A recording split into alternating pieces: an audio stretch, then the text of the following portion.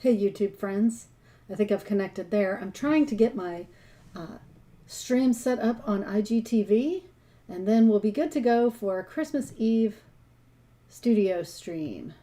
I hope.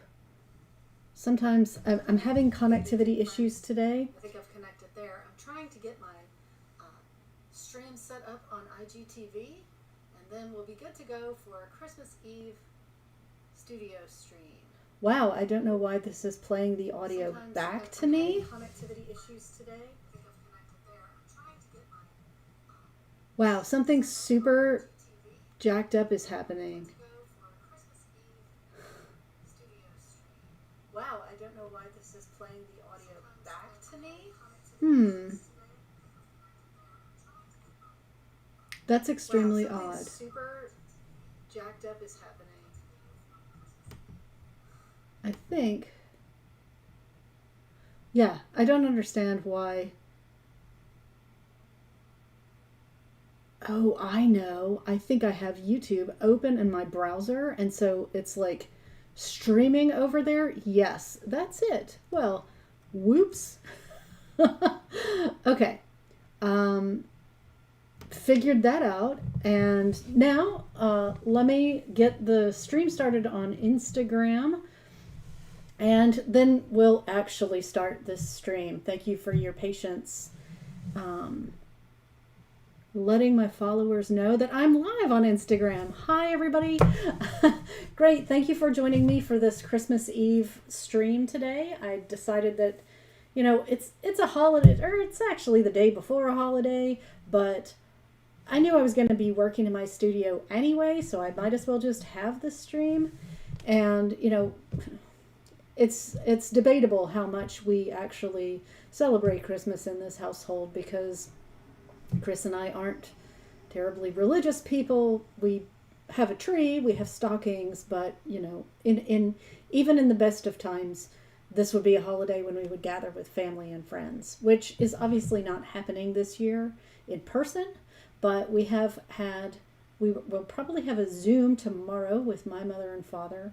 And I have dropped gifts off on the porches of a couple of friends. So that's as much observation as is happening this year.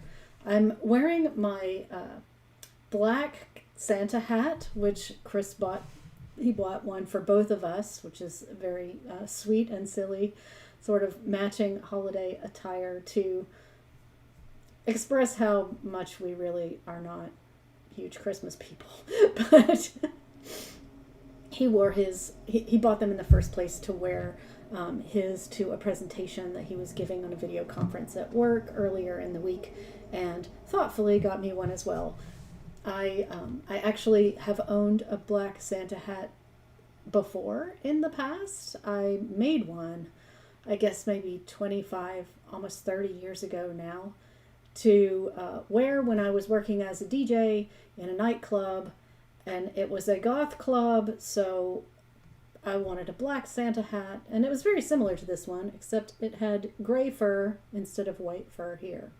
But let's talk about some hat-related stuff. I'm super excited this week because, if you recall from past streams, this Regency bonnet with its beautiful open work medallion in the crown, I've finally received the antique ribbons that I purchased for trimming this bonnet out, and that is definitely something that we're going to share here in a moment.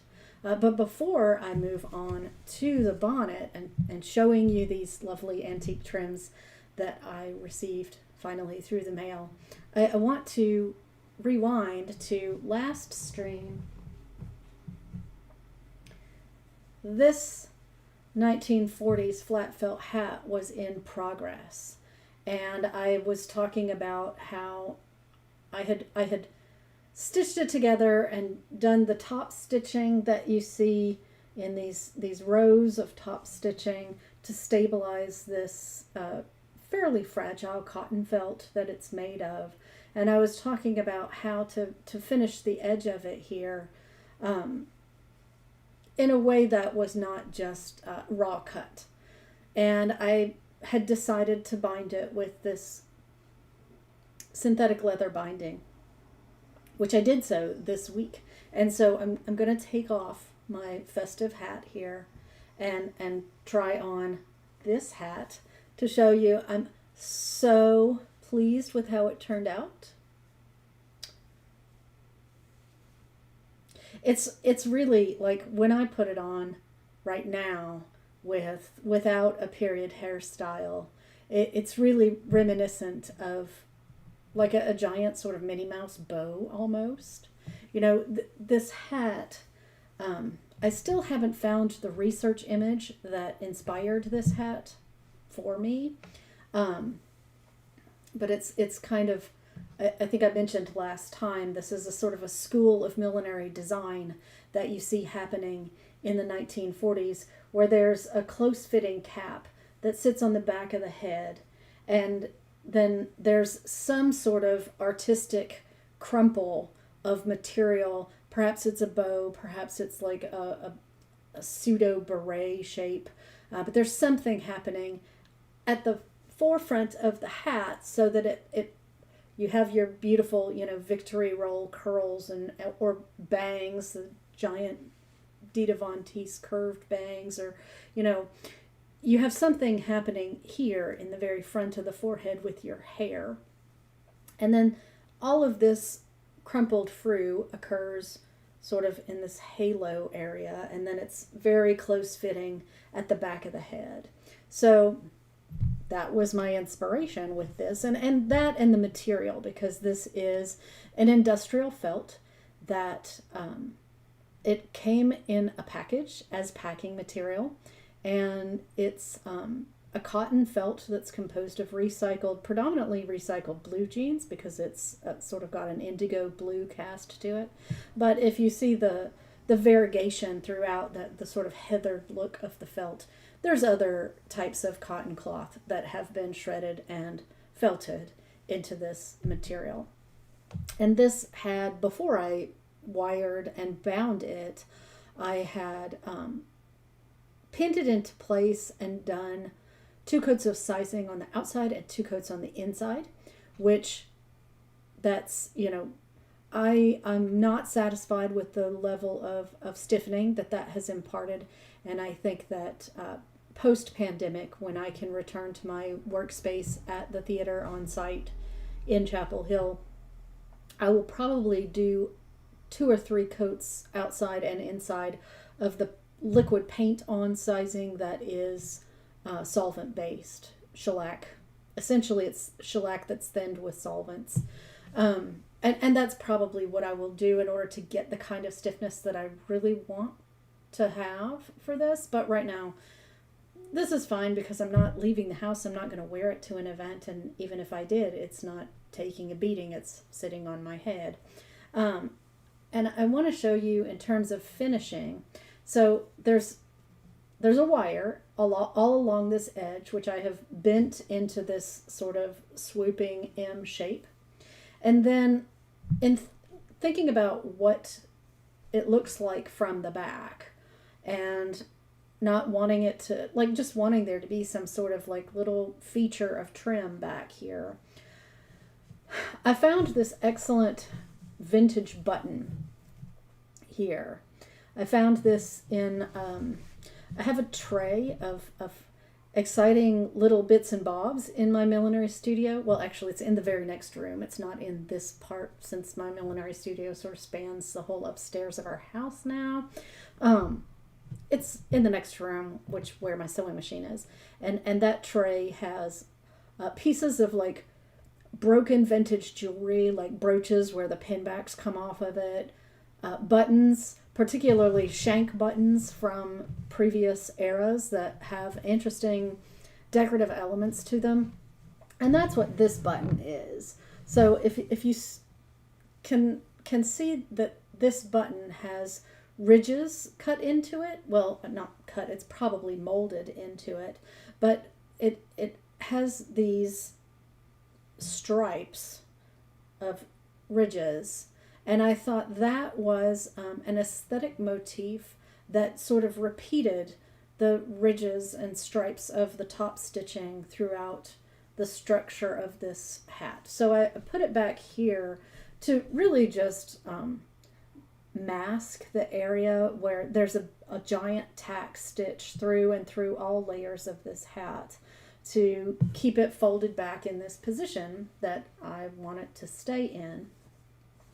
And this button is out here to sort of camouflage that big ugly stitch on the outside here and turn it into a trim feature, which that is my ongoing millinery philosophy just across the boards, is like, if you can't avoid sewing through and through and you have a big stitch that is visible to the eye, just put trim over top of it and nobody will even imagine that it's under there. So in this case, I have this lovely vintage button that's covering up the tack stitch. And then from a structural perspective, I'm going to look on the inside here. You see this little button here. That button, it functions like, if you have ever seen this sort of technique used, most frequently I think it's used for coat buttons. At the opening of a coat where it's really going to take a lot of strain, like I have a double-breasted coat that it has big buttons on the outside that you button the coat through, but those buttons are secured on through and through the layers of the fabric, and there's a stabilizer button on the back like this that really just keeps those stitches from ripping through the fabric that they're sewn through. So that was the case here as well. I wanted to have something on the back side that would sort of distribute the tension that comes from, not that this isn't under a huge amount of tension, but you know, it's still sewing through and through all layers of what we know is a fragile felted fabric. Because this is cotton material, it doesn't felt nearly as strongly as felted wool. So I knew that my tack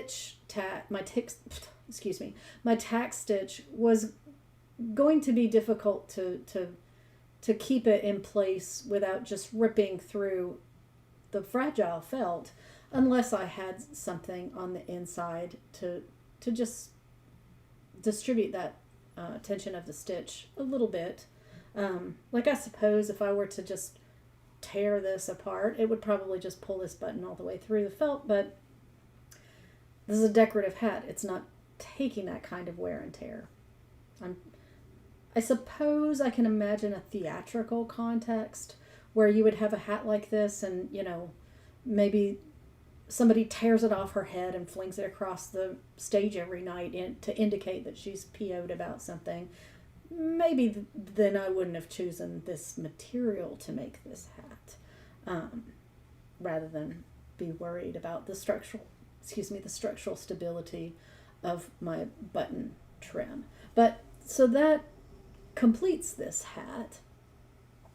And I have to say, like, I'm torn as to whether I will wear this in my actual life, because I think it kind of depends on the outfit. It's a little bit more, the shape of it has turned out to be a little bit more precious than I tend to want to express with my personal style. But that's not to say I can't imagine a circumstance where this is absolutely perfect for what I want to do. So that's the follow-up, the finishing that happened on this hat that I spent all of last week's stream discussing the process of, and we were at a midpoint level with it. So I'm excited to have completed this hat. Don't really have any purpose for it beyond being an exercise in working with that industrial felt, which I have to say, before we move on to the bonnet and the beautiful antique ribbons, I do have to say that I received a new piece of the industrial felt this week. Chris's sister sent us some lovely fancy cheese and fancy crackers and fancy, I think, summer sausagey type things maybe. But it was from some dairy in her area, South Georgia, small town. And they packed, instead of using these like weird recyclable padding pieces that go into meal kits like HelloFresh and Blue Apron and stuff, which, that's fine. Those are recyclable things. That's great. But this place was using bagged industrial felt. But unlike the two pieces, like the piece that this hat is made out of and the other gray piece that I showed you last week, which they were sort of a scant 1/2 inch thick, maybe more like a 3/8 of an inch thick. This new piece is an inch thick, and I'm really excited about the dimensionality of that kind of felt.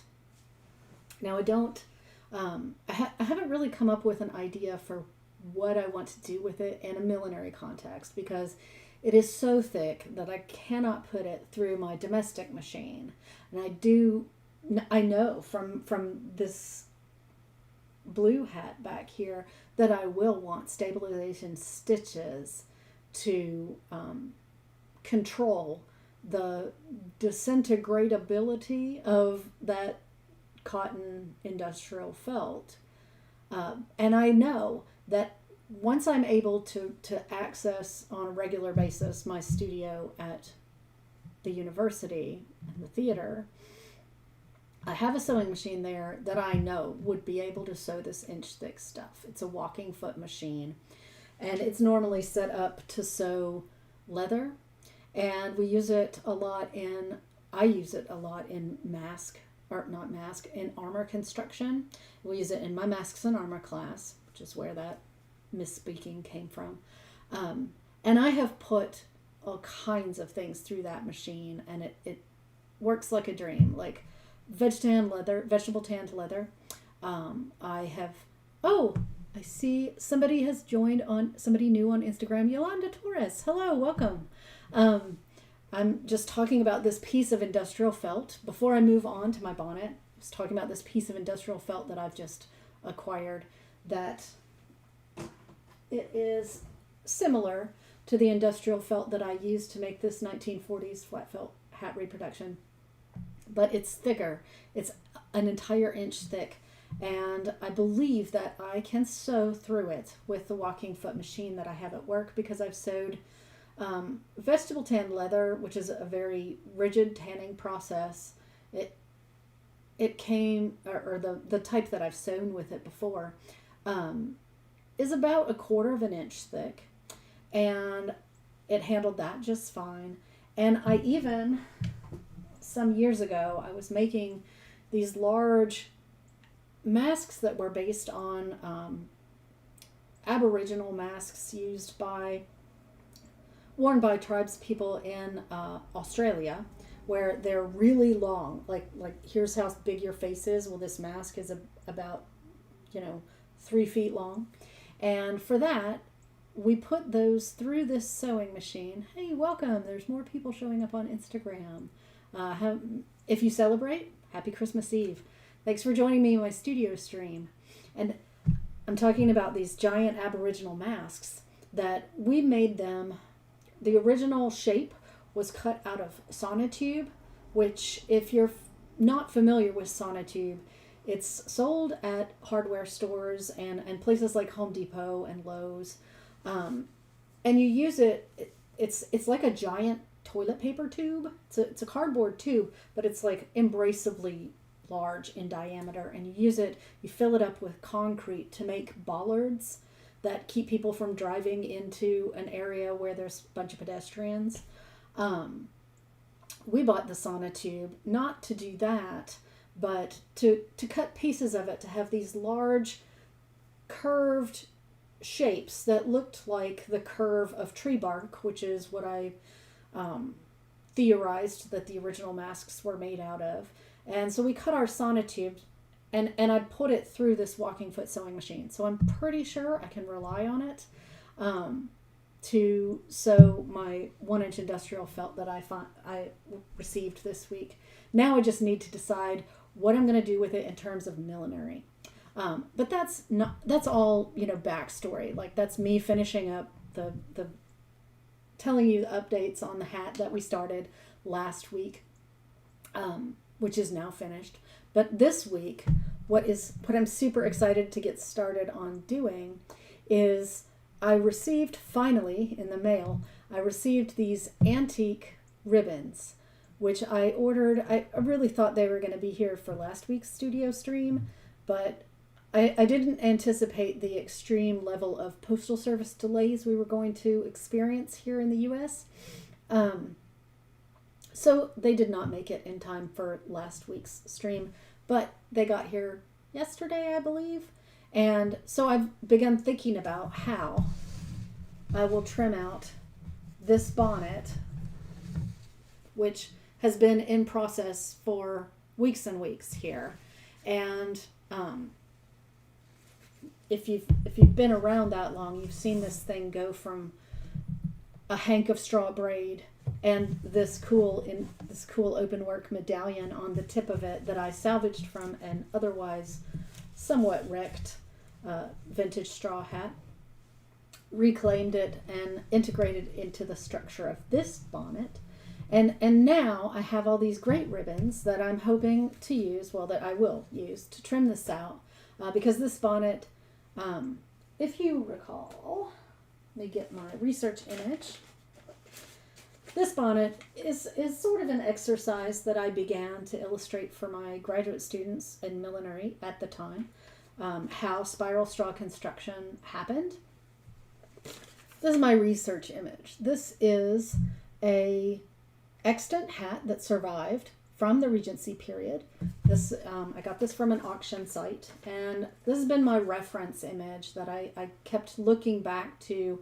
And, there's a lot of scribbles on it of calculations with ratios to figure out the dimensions of proportionally what the dimensions of this hat in the image are versus what the dimensions of my hat were going to turn out to be. And I think I've hit it pretty good. I'm pretty pleased with the scale of this hat versus the scale of this hat. And now that it's done, it's really on to me figuring out how I want to trim this thing out. I ordered these vintage ribbons. They're, I believe that most of them are leftovers from the 19th century. I know that one of them came from a store in the New York Garment District, which may or may not still exist at this point, called Hyman Hindler, that they had a whole lot of beautiful old spools of ribbon still available for sale for, by the yard. And I always loved to go into Hyman Hindler when I found myself in New York. If it was the summer and I was working there, I always loved to go and just browse through all their stuff. And I know for a fact that this first of the antique ribbons, this is a pink silk taffeta ribbon that came from Hyman Hindler, and I know that because I bought it off of Etsy, and they had a picture of the original spool, which was stamped with their store logo. And of course it made me kind of sad because Hindler was selling the ribbon, sold the whole spool off just as dead stock for like $8, I think. And this person on Etsy, rightfully so, was selling it, at about that much per yard. And I got sort of wistful for the old Hyman Hindler, which is admittedly probably not in existence anymore. And this ribbon, I'm hoping to use it. I got 2 yards of it. And I've been doing some research on ribbon trims from the Regency period, because I do have my research image and as inspiration, but really what spoke to me about this image and what I was really trying to do was to replicate this shape, which, as I said, I think I have pretty successfully achieved that. I don't necessarily care so much, like I'm not committed to this trim configuration, because this bonnet is not, I'm not trying to exactly copy this bonnet in the research image for a client, but rather this bonnet, the new bonnet, is meant to be a teaching sample that I will use in the course of giving a lecture in April of 2021 about Regency bonnets, and specifically Jane Austen as a milliner as opposed to a writer. She often talks a lot about retrimming her own hats, making her own hats in her personal letters. And so this lecture that I was asked to give is meant to address Regency millinery from the perspective of a theatrical hat maker, which is what I do. And so I'm making it just so that I can talk to them about aspects of how I approach making a hat from this period, and how this is a reproduction of this shape in terms of scale and size. But I think it was maybe 3 or 4 weeks ago, before I finished the depth of the brim, that I talked about how if I were making this hat, oh, welcome, there's new folks showing up. Hey, thanks for coming by and spending your Christmas Eve at my studio stream for a bit. I talked about when this hat brim was about 5 inches more shallow. I had run out of thread, and so I was just stopped there while I waited to receive more thread in bonnet straw color.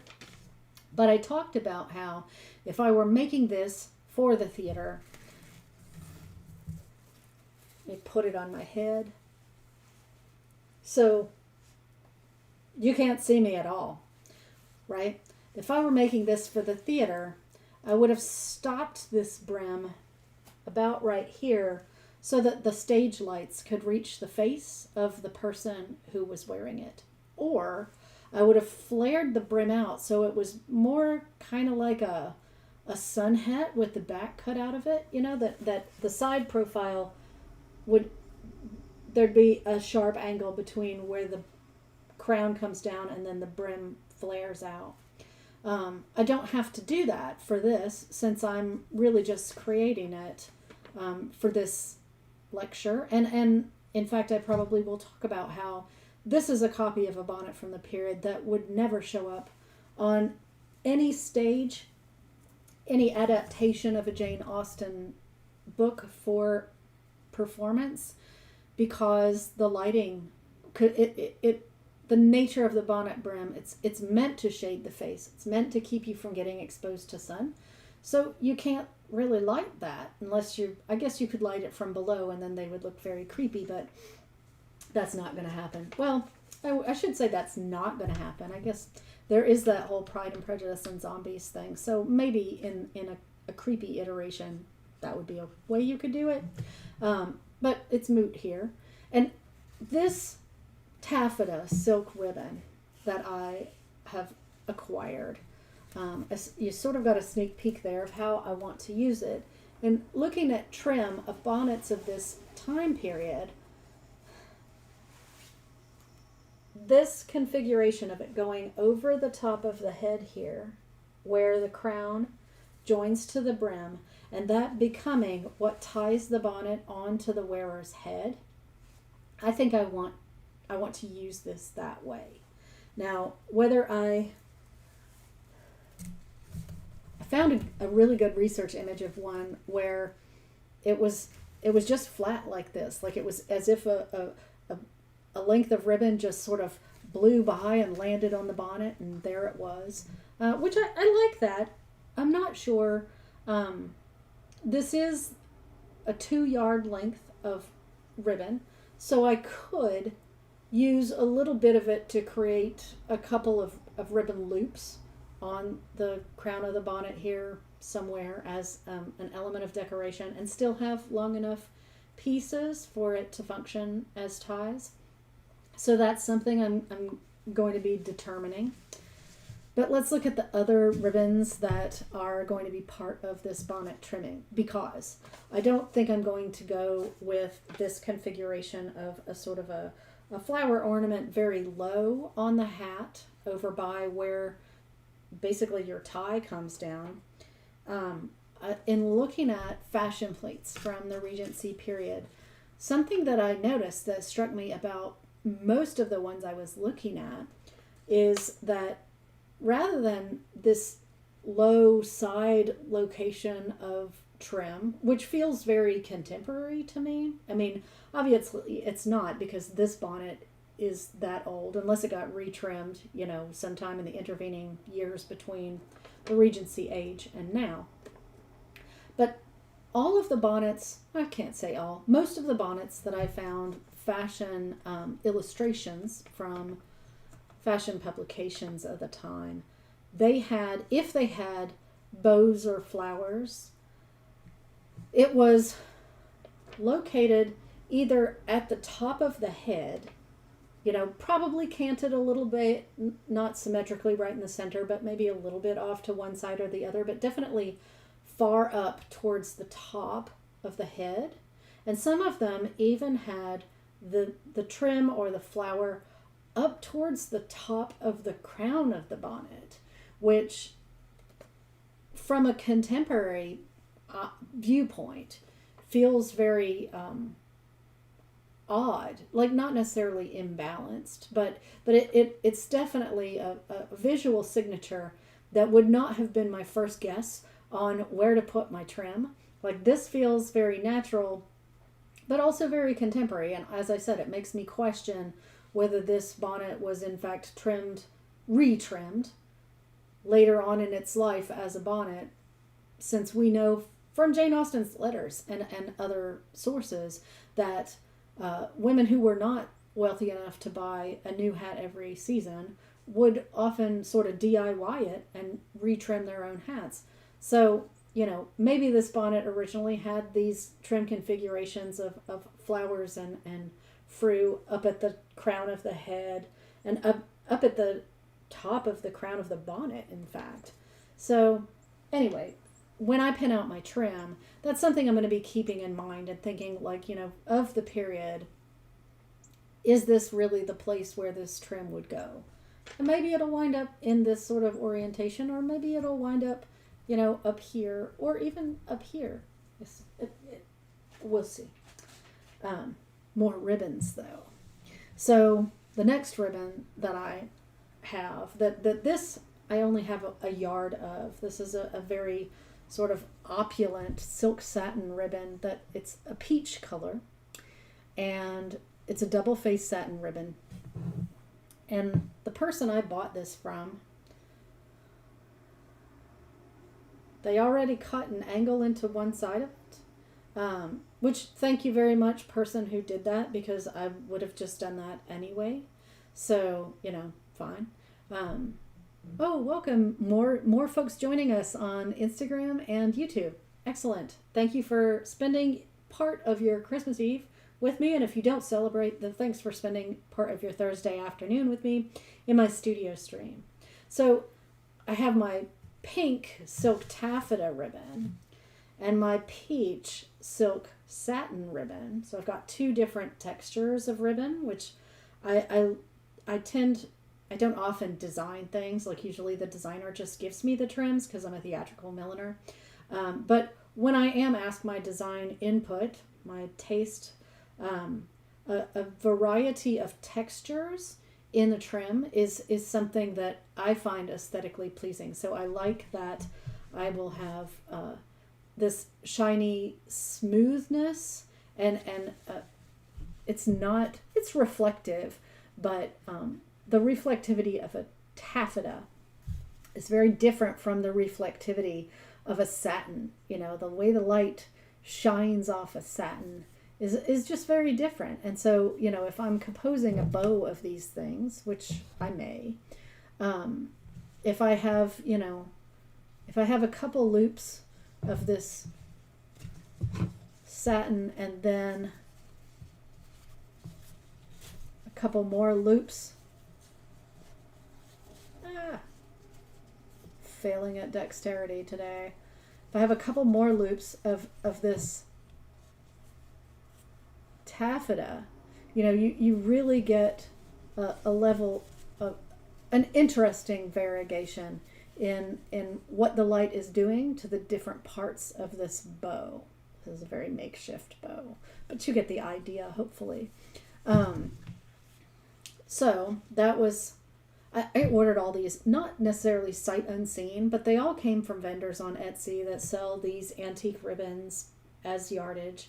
And I admit, if I were in person, if I went to Hyman Handler, let's live in a world where that store still exists, and I was picking this out in person, there would be a lot of agonizing over a color story and whether my color palette was matching and all of that. And I didn't have the luxury to do that in this case because I'm just sort of ordering things almost blind off of Etsy. And I couldn't have asked for a better outcome because the last of the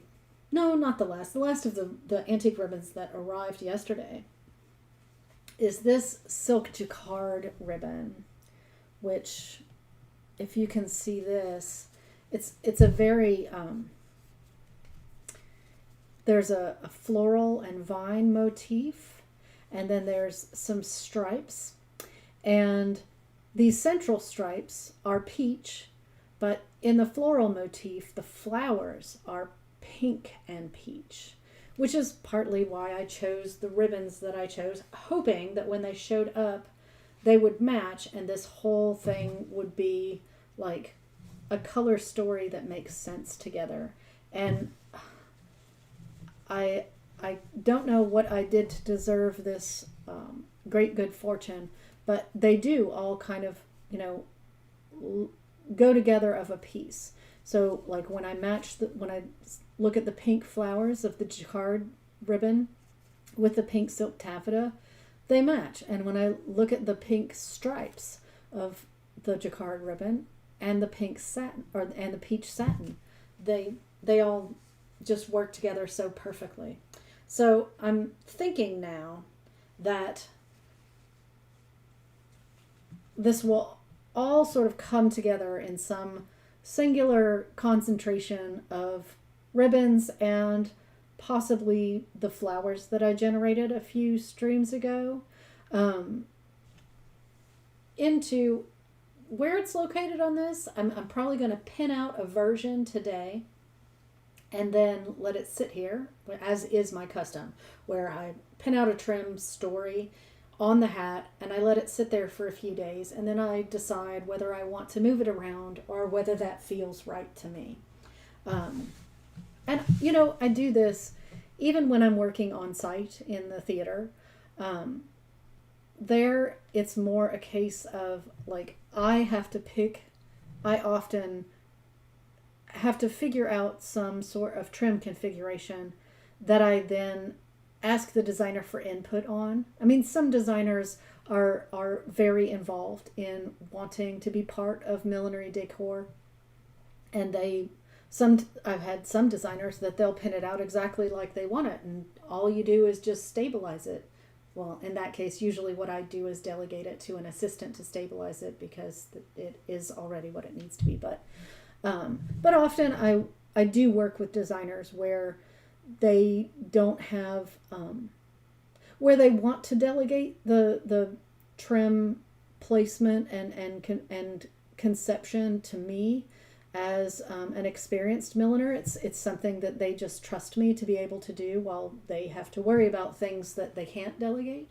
And so in that context where I'm working on a hat in the studio at the theatrical costume shop where I normally work, I still do this routine of pinning out a theoretical trim, and maybe it'll sit there and the designer will walk by and say, I love it, but maybe they won't even come by in time to see it before I decide, actually, I think I could do this a little better if I moved this. And, it allows me to have, if I have the luxury of the time to do it, it gives me the luxury of some reflection upon an aesthetic choice before it's been made, and to redo it becomes more labor than I might otherwise have hoped for. So the silk jacquard with a floral motif and the silk satin and the silk taffeta are the ribbons that arrived this week from the antique ribbon vendor. But I also have, if you've been attending my studio stream since the beginning, you may recollect this sort of light sage green. It's like, maybe the word is celadon. It's a very light, sophisticated green that I'm not going to use. This piece of it is too long. I'm not going to use this much, but I do appreciate that there's an element of green in the floral motif on this antique jacquard ribbon that I would like to echo in the hat somewhere. And recall a few weeks ago when I was talking about making flowers out of the straw braid, the different types of straw braid that were used in this hat, and how I might turn that into a flower that could be part of the trim for this Regency bonnet. And that's what this is. This is that flower that I made in the stream. And recall that it has not only this narrow braid as sort of like pseudo miniature petals here, in addition to these loops of the larger petals, but there's, at the very center, there's crystals on wires that create like little ornamental stamen-esque things at the middle of the flower. And I thought that once I had this flower and the ribbon showed up and I started thinking about how I'm going to trim this thing out in a practical sense, I thought that I might get some mileage out of this beautiful, this is a silk taffeta ribbon as well, that has this scalloped, not fringe, but they're loops. I am sure there's a word for this that is escaping me right now. This sort of looped scalloped edging that's happening on this trim, but I've used selective small pieces of it to create what is meant to evoke the leaves of this flower. And so if this becomes, you're probably not going to be able to see this very well on Instagram, but you guys on YouTube can. If this flower, for example, if what we decide to do is orient the bulk of this trim up towards the top of where the crown joins to the visor of the brim, then this would be in position right here, or perhaps this way with the leaves going down, or yeah, I like that. That's good. And then of course there would also be loops of these other ribbons. So that is an element of trim that I've just right before this stream started, in fact, I stitched the ribbon to the back of the flower, and then I left the thread on here so that I can then use that to sew the whole thing to it's like, here's the needle and the thread. So once I decide where this goes, I can use this eventually to sew it on through and through. That's something that I will sometimes do if I find myself in the theatrical millinery studio and I'm making a hat, or I'm making a flower like this straw flower that I did for this bonnet. Sometimes I will use I'll tie a knot, like I've knotted this off, but I haven't cut it off because it's efficient. Like you want to save any time that you can possibly save in theatrical hat production. And so rather than, it's not like I only own one sewing needle. So if I just leave the thread and the needle attached to the flower, which that's a double thread, so I couldn't pull it off. I'd have to cut it off to get it off. If I leave it attached, then I'm ready to sew that flower on once we determine the position. But if we decide that we're not going to use it at all, I can just trim off the needle and thread and put it into flower stock, because sometimes in the theatrical context you wind up spending a lot of time making a piece of decor that doesn't actually make it onto the costume for the production. Like if they change their mind or they find the absolutely perfect antique one and no, don't use that one, use this one. You have to really not get too emotionally invested in any of the things that you're creating as a theatrical milliner, because the last word, you do not have the last word on it, and in fact the costume designer doesn't even have the last word on it. Sometimes you can see it on stage in the dress rehearsal and the director says, oh God, that doesn't look anything like I thought it was going to from the design rendering that you showed me. Could we retrim that hat entirely? It looks too fancy for somebody of her station. Then you got to take it all off. So if you don't have that sort of, it's not really a laissez-faire attitude, but you have to be pretty laid back and not personally invested in any specific aspect of what you're doing. Then don't go into theatrical millinery. You know, if you're offered the opportunity, only take it if you have the temperament or you believe that you can surrender that kind of emotional investment in your work. I did, with respect to this Celadon ribbon, I did cut a couple more of the pieces that I used to make my little leaf-esque elements on that flower. Because for one thing, I wanted to show you how I did it, because it's a lot simpler than you think. The piece just looks like this. It's a little trapezoid of ribbon, and you take a tuck in the center of it like that, and that gives it just enough dimensionality to become some beautiful leaves. So then I would sew through and through, and this goes on the back of my flower, goes on like this, and then I have a couple of ribbon leaves for my flower.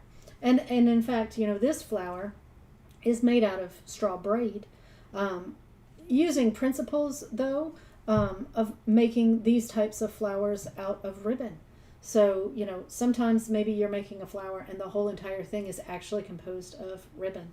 That can be a nice technique for making little leaves or making other decorative elements. I had a grad student once who pinched it up like this and sort of used them as like almost like bird wings in a couple of places on her hats. That I really liked that technique. But I cut more of these because if you recall, I've been thinking of ways that I can use the braid, the same braid that the hat is composed of, to create elements of trim. And for several studio streams, you may have seen that. And this is one of them where we have a little sort of remembrance loop of the straw braid. And then there's pieces of, there's the crystals on the wires, and then there's beads that are sort of evocative of grains of wheat. And I thought that these, because I did 3 of them. Let me get them all out here. I did 3 of these things. I thought that these might be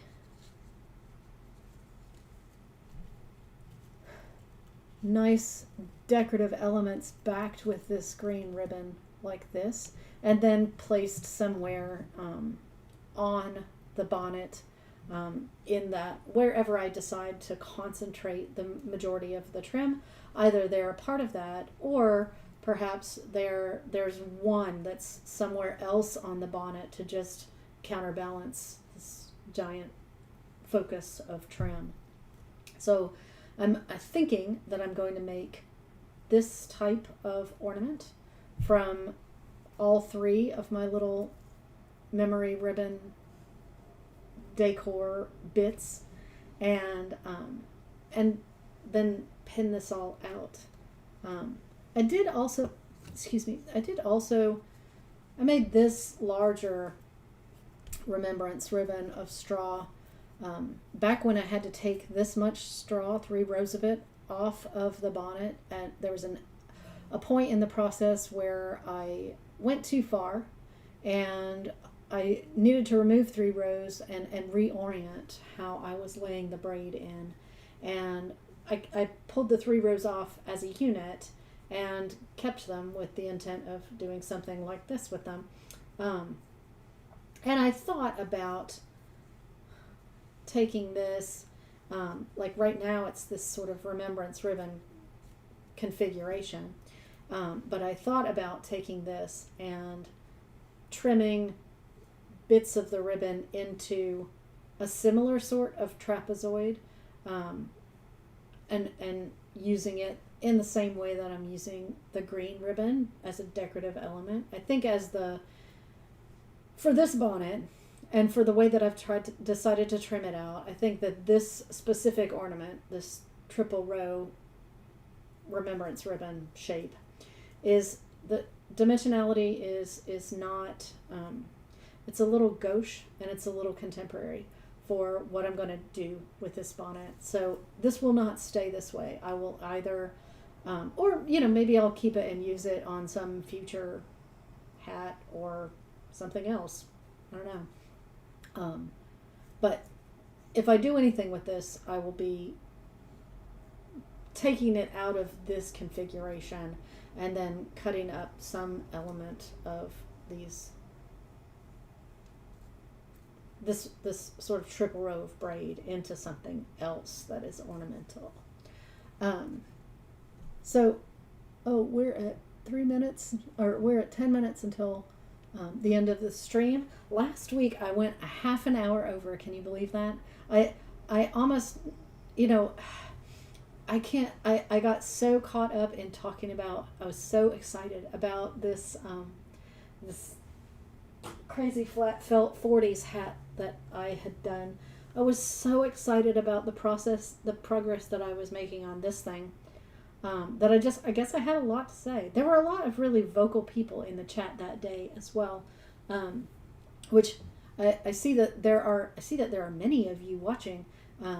So far, not much conversation, but I also understand that it is Christmas Eve, and many people may be sitting at home, also sewing along on your own projects, maybe.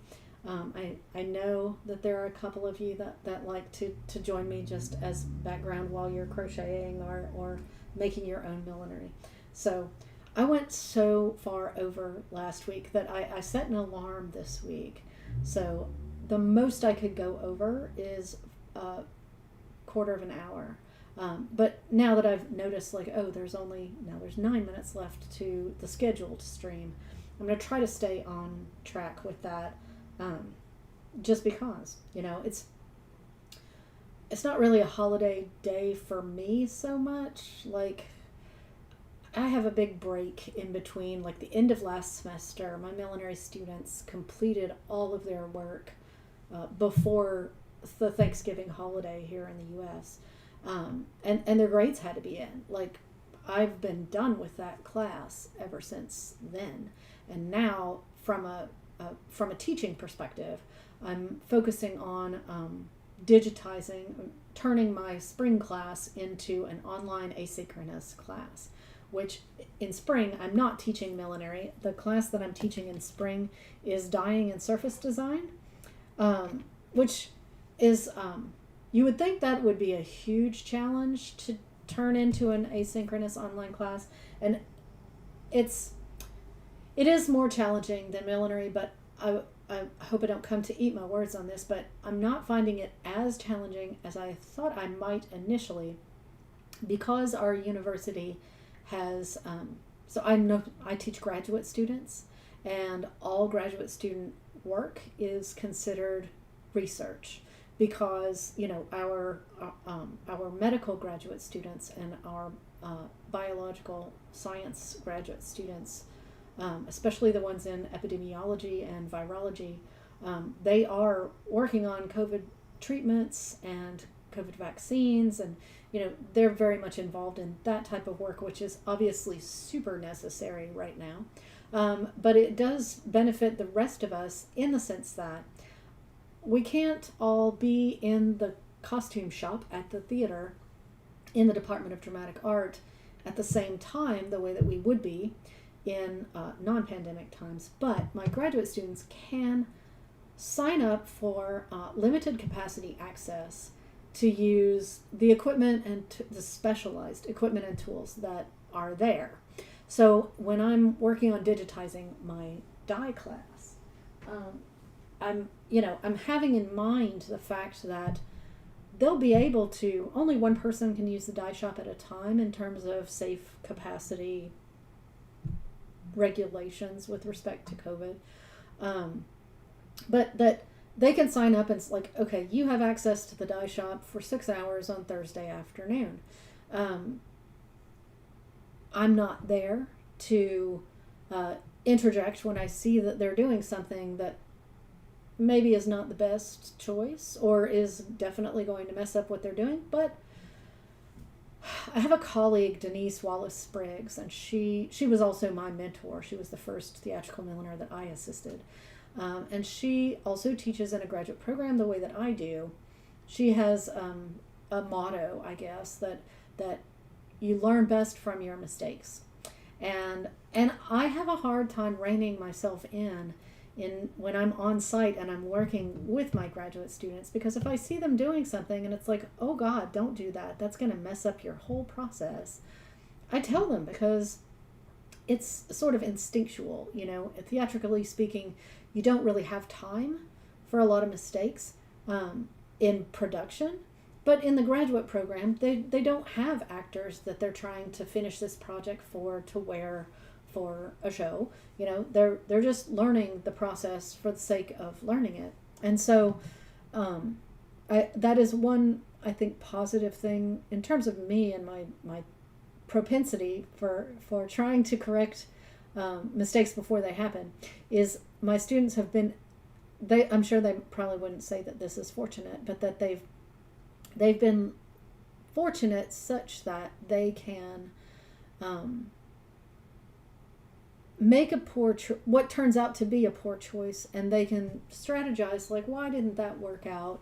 And then they give their presentation and I can say, what do you think would have happened if you had done it this way instead?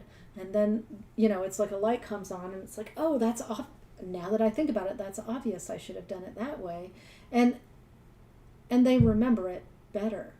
Like if I just say, oh no, don't do it like that, and then they don't do it like that, they might not retain it as well as when they've struggled through doing it the less good way. I won't say the wrong way, but the less good way. And then learn, like, oh, I could have done it like this. That's a much better choice. So anyway, we're coming to the end of the studio time, but that's been a survey of these beautiful antique trims that have shown up this week to join the trim party here on this Regency bonnet that I'll be probably pinning out. I'll probably be creating these and pinning it out over the next week, maybe. I do want to note that next week's studio stream, I'm not going to, it won't be at the exact same time. My open studio is usually Thursday afternoons, 3 p.m. Eastern Standard Time. But next week, which granted next week is also New Year's Eve, December 31st, I'm not really planning on celebrating, like we don't really whoop it up here, but I am scheduled to give an interview to a gentleman who's writing a book at 3, well, it starts at 2, but it runs into what is my normal studio stream time. So next week, I'll be pushing it back and starting the stream at 4 p.m. Not that any of you necessarily like have it on your calendar or anything. Certainly if you bookmark the stream for a reminder on YouTube Live, then you'll get the reminder that it's happening at 4 p.m. instead of 3 p.m. And I get the idea that a certain number of my viewers on Instagram are sort of serendipitous folks, that it's like, oh, I see she's live, I'm going to start watching it, as opposed to like I've got it on my calendar and I'm here every week. So, you'll just get this notification that I'm live from my studio an hour later than usual. The book that I'm interviewing for, that will preempt my stream or postpone my stream next week, in a prior version of my life, I shouldn't say that. Early in my career, I had what is now, I suppose, called a side hustle.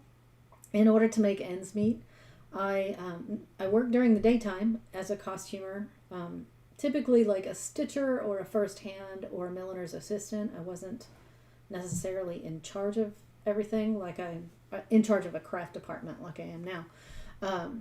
And what I did on the side to make more money, particularly because I was living in large cities, like I was living in Chicago and Boston, I worked as a DJ.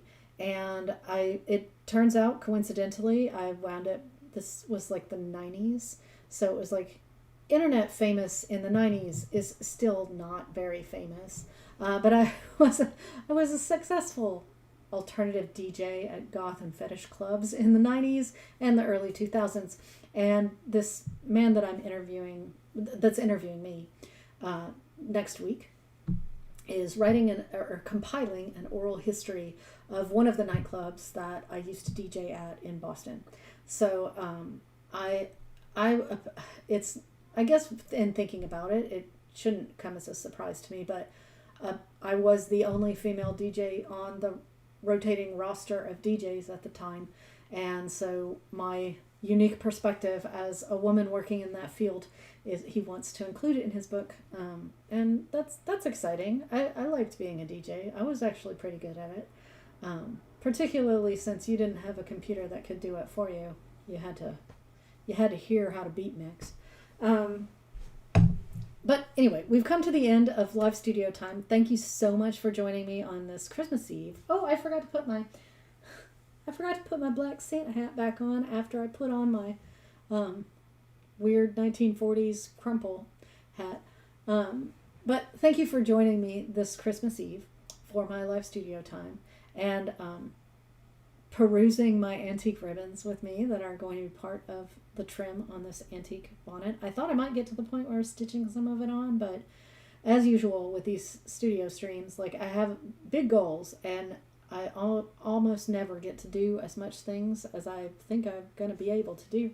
So maybe next week I will have it pinned into a place and I'll have sat with it long enough that I'll know that's what it is and I can just nail it down, stitch it on while we're communicating here in the stream chat. So if you celebrate, have a happy holiday, have a wonderful Christmas. If you do not celebrate, have an excellent rest of 2020. Well, all of you, whether you celebrate or not, let's hope that the rest of 2020 is as good as can be expected, and that I'll see you again before there's a new year if you join me next week on the delayed studio stream. So thank you so much, and I'll hopefully see you in a future stream. Oh wow, I just slammed into my table. Okay, hope you didn't get seasick there. Oops, that's not what I wanted to do. Fail. Total fail.